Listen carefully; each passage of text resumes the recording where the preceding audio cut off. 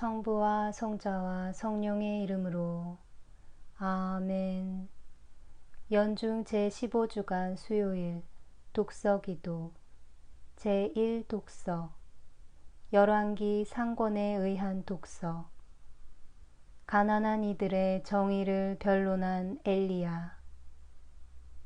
그 무렵 나봇이라는 이즈르엘 사람이 포도원을 하나 가지고 있었는데 그 포도원은 사마리아를 다스리고 있는 아합의 별궁 근처에 있었다. 어느 날 아합 왕이 나봇을 만나 말하였다. 그대의 포도원은 내 별궁 근처에 있으니 나에게 양도하게. 그것을 정원으로 만들고 싶네. 그 대신 그대에게는 더 좋은 포도원을 마련해 주지. 만약 그대가 원한다면 그 값을 시가로 따져서 현금으로 계산해 줄 수도 있네. 그러나 나봇은 아합 왕의 청을 거절하였다. 선조들에게서 물려받은 이 포도원을 임금님께 드릴 수는 없습니다. 천벌을 받을 짓입니다. 이즈르엘 사람 나봇이 선조의 유산이란 이유로 요구를 거절하자 아합 왕은 침울한 심정이 되어 별궁으로 돌아가 자리에 누워 이불을 얼굴까지 뒤집어 쓰고 음식도 들려고 하지 않았다. 그의 아내 이세벨이 들어와서 물었다. 무슨 일로 이렇게 상심이 되시어 음식까지 물리치십니까? 왕이 말하였다. 내가 이즈르엘 사람 나봇이란 자에게 그의 포도원을 시가대로 팔거나 아니면 다른 포도원과 바꿔달라고 하였소. 그런데 그 자가 포도원을 내놓지 못하겠다는 것이요. 그러자 그의 아내 이세벨이 말하였다. 당신은 이스라엘의 왕답게 처신하십시오. 제발 일어나셔서 기분을 돌리고 음식을 드셔요. 내가 이즈르엘 사람 나봇의 포도원을 당신께 선물로 드리리다. 그 여자는 아합의 이름으로 밀서를 써서 옥새로 봉인하고 그것을 나봇이 살고 있는 성읍의 시의회에 나봇과 한자리에 앉아있는 원로들과 지방 어른들에게 보냈다. 그 밀서의 내용은 이러하였다. 단식을 선포하고 백성들 앞에서 나봇을 상속에 앉힌 다음 무렙의 돌을 그 맞은편에 앉혀 나봇이 하느님과 왕을 욕하였다고 고발하게 하여라. 그리고는 그를 밖으로 끌어내어 돌로 쳐서 죽여라. 나봇이 살고 있는 그 성읍의 시의회에 나봇과 동석하는 원로들과 지방 어른들은 이세벨이 밀서에서 지시한 대로 하였다. 그들은 단식을 선포하고 백성들 앞에서 나봇을 상속에 앉힌 다음 무렙의 둘로 하여금 그와 마주 앉아 나봇을 고발하게 하였다. 나봇은 하느님과 왕을 욕하였습니다.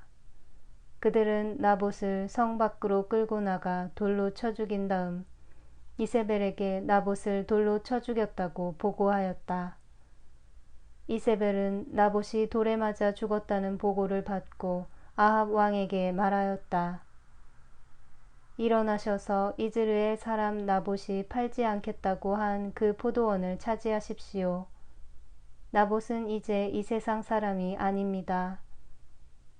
나봇이 죽었다는 말을 듣자 아합은 일어나 이즈르엘 사람 나봇의 소유였던 포도원을 차지하기 위하여 내려갔다.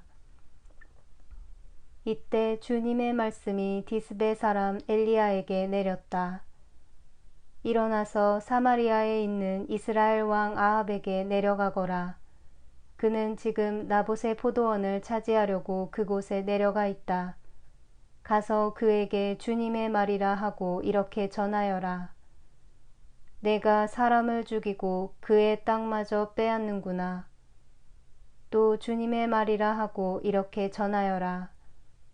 나봇의 피를 핥던 개들이 같은 자리에서 내 피도 핥으리라.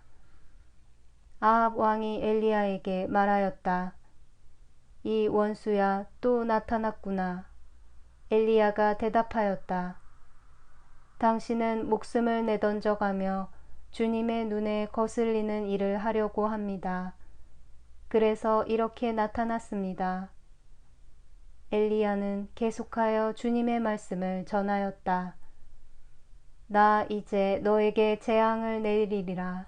나는 내 후손을 모조리 쓸어버리고 이스라엘에 있는 아합의 가문에 속한 사내는 자유인이든 종이든 씨도 없이 죽이리라. 아합은 이 말을 다 듣고 나서 자기 옷을 찢으며 굵은 베옷을 걸치고 단식에 들어갔다. 그는 굵은 베옷을 입은 채 자리에 누웠고 일어나 거닐면서도 풀이 죽어 있었다. 이때 디스베 사람 엘리야에게 주님의 말씀이 내렸다. 내가 보다시피 아합은 내 앞에서 얼굴도 들지 못하고 있다. 그가 자기 자신을 내 앞에서 그토록 낮추었으므로 내가 그의 생전에는 이 재앙을 내리지 아니하리라. 그러나 그의 아들 때에 가서 그 가문에 재앙을 내리리라. 너희 죄인들아 손을 씻어라. 너희 위선자야 마음을 씻어라. 울고 통곡하며 주님 앞에 너희 자신을 낮추어라. 너는 무고한 사람을 단죄하여 살해했으나 그는 아무 저항도 하지 않았도다. 울고. 제2독서 성 암브로시오 주교의 성사론에서 물은 성령 없이 씻어줄 수 없습니다. 나는 앞에서 여러분에게 보이는 것만 믿지 말라고 말했습니다. 이렇게 말한 이유는 여러분이 낙심하여 눈으로 본 적이 없고 귀로 들은 적이 없으며 아무도 상상조차 하지 못한 그 신비가 이것이란 말입니까? 내가 여기서 보는 물은 매일 보는 물과 다르지 않습니다.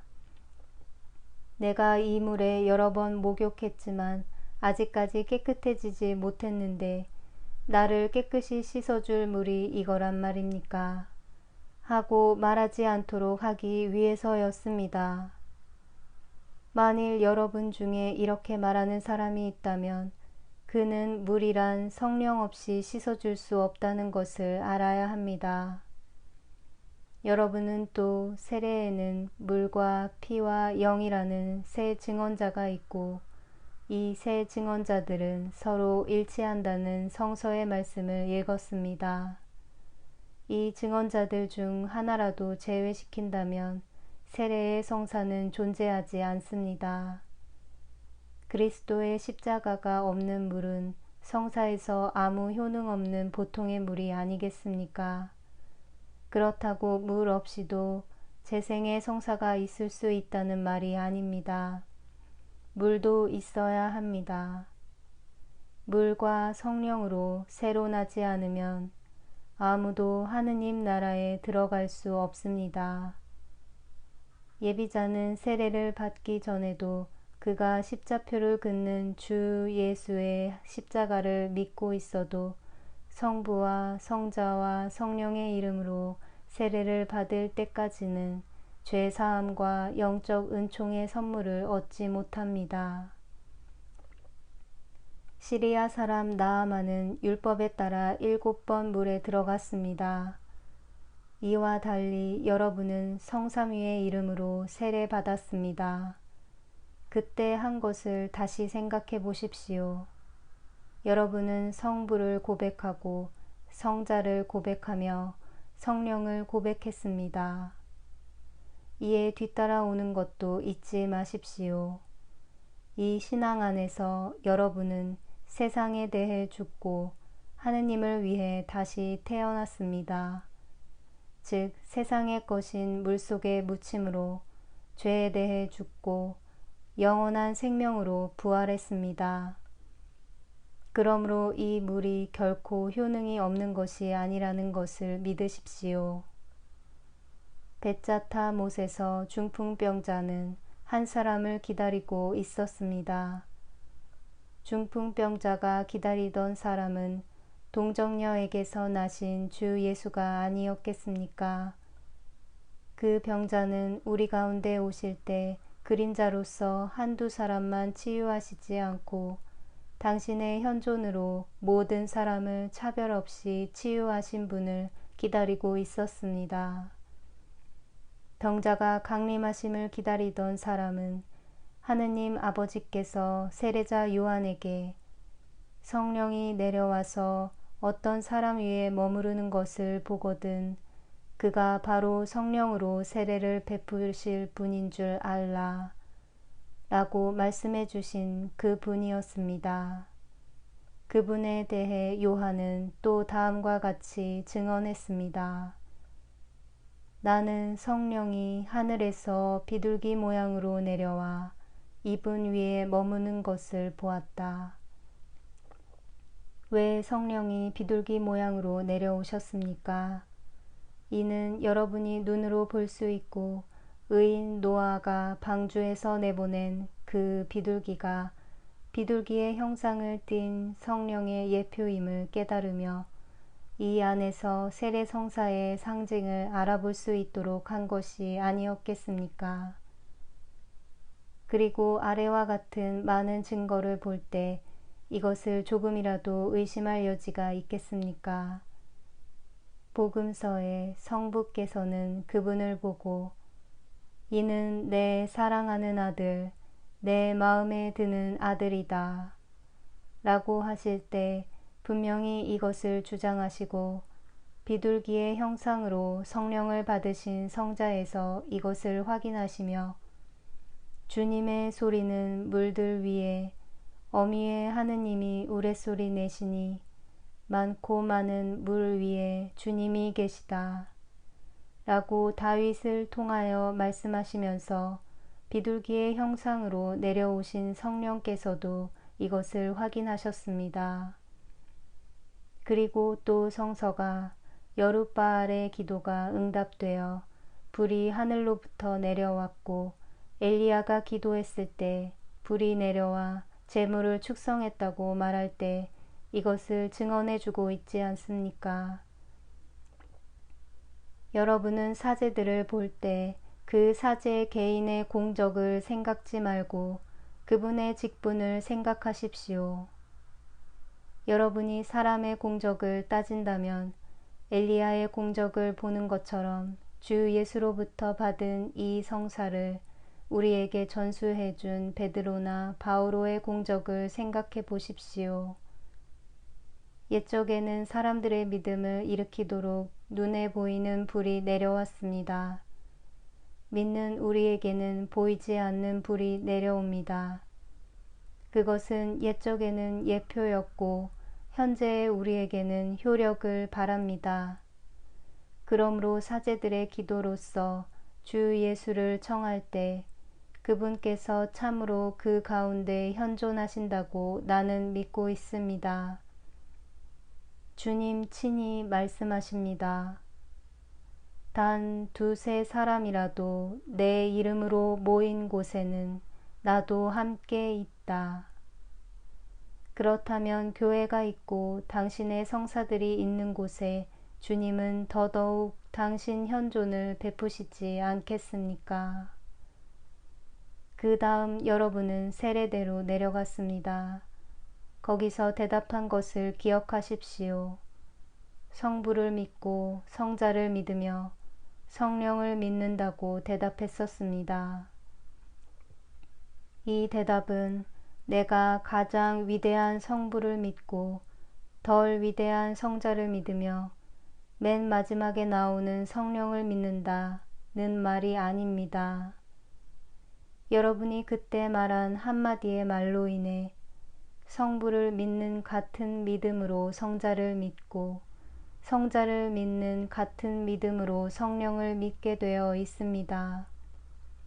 다만 한 가지 예외로 주 예수 홀로 십자가를 지셨음을 믿어야 한다고 고백했습니다.